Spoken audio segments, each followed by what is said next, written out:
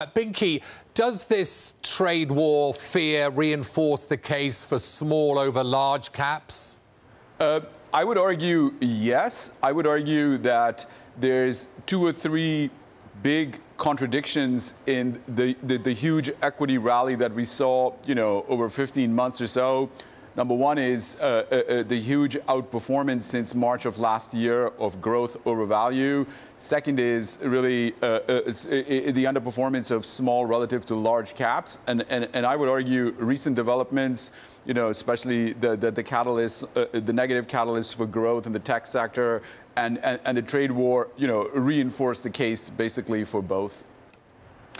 I want to bring you back in, Peter, and show you this chart. It's just U.S. Treasury securities held by China. Now we saw a big drop, but we're still at 1.2 trillion or just underneath that. I mean, that's a massive amount.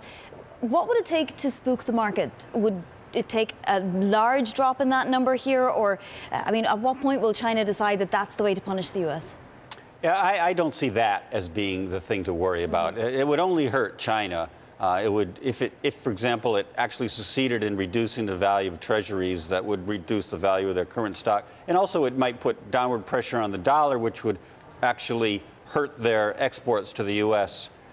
I think the big issue right now is that the U.S., this is not a time for the U.S. to be focused on shrinking the trade deficit, which again is something you hear a lot from President Trump, because the U.S. economy is already running pretty close to all out. Full employment, unemployment rate right around 4%, inflation rising up towards the Fed's 2% target.